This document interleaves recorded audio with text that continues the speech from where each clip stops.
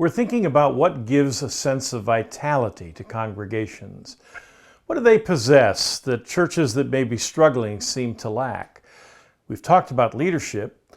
For this installment, we want to focus on vision. It wasn't all that long ago that churches of most every size and shape were being encouraged to write mission or vision statements. Now, having such a document can be very helpful if it's well done.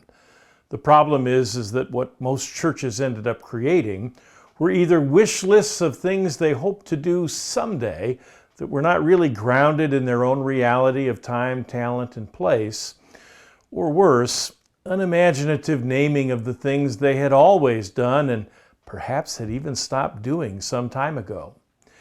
Vision is essential. It's not only the rudder that guides the ship, but it's also a part of the fuel that propels a congregation forward.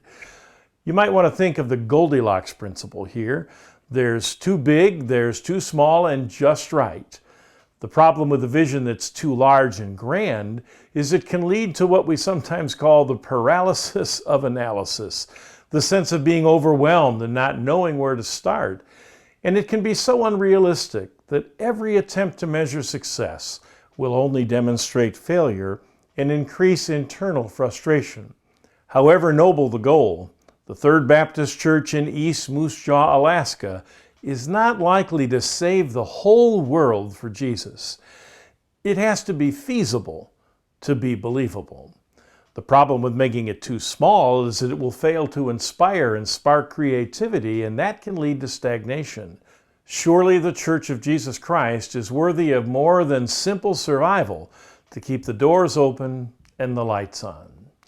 A just right vision has the ability to generate stated, measurable, and obtainable goals that stretch us and still leave a little room for God to act.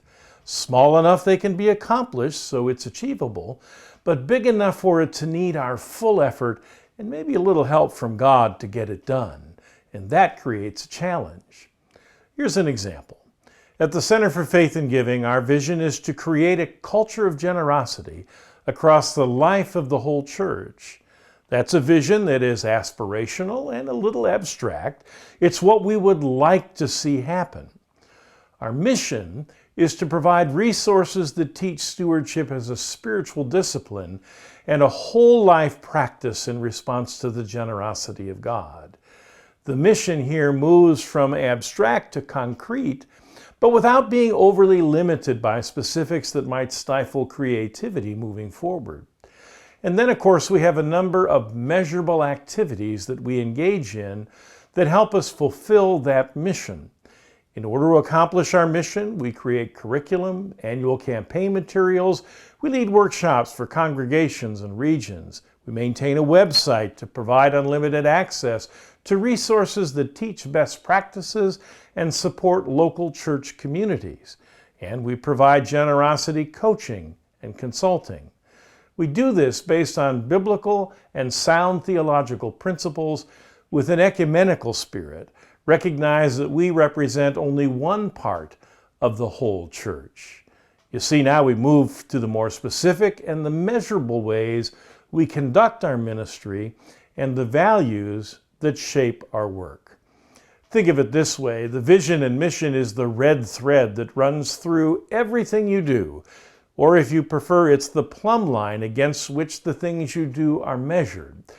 The vision mission statement should be evident in every decision we make, the budget, the programs we choose to engage in, or just as important, the things we don't choose to do, even though there are lots of good things we could do. The people we hire, the messaging and the way we do it on social media, the very way we are structured to make decisions and implement action, all should be impacted and grow out of our sense of vision and mission statement.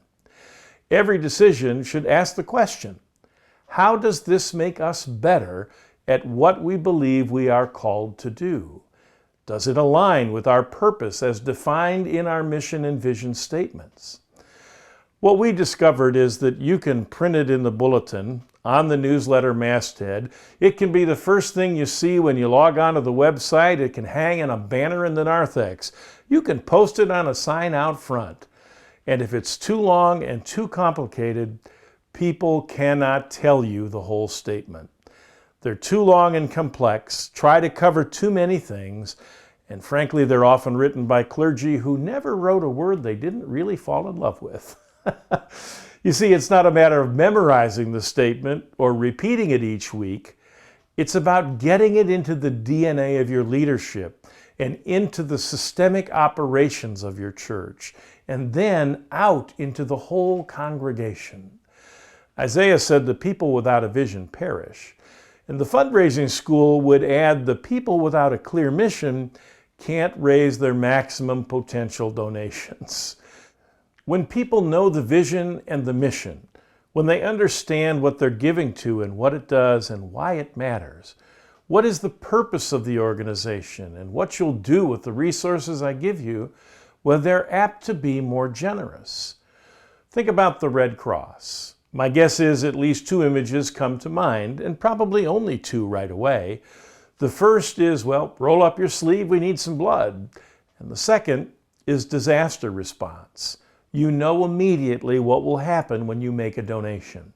The Salvation Army is another example. You may have some realization that it's a church and they're engaged in other activities, but you probably most associate it with the red kettle at Christmas time and some awareness that that's going to be converted into a hot meal and a safe place for someone to sleep.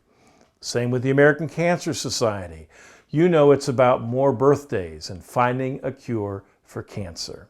You know what those organizations do because you know what their mission is.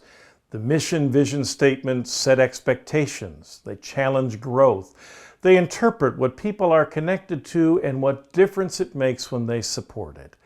We notice something else too, that in the church, those churches that were thriving had a sense of vision and stated mission that were outward focused, turned out toward the world, not turned inward towards self-service or self-preservation.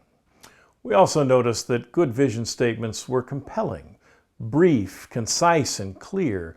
They painted a picture or allowed for the visualization of the organization's values. In a best case, they moved toward the future. For the church, that's often an alternate way of being, based on realm values rather than secular values. The vision is what draws people in. It's what inspires them to give. It's the compass that charts your course.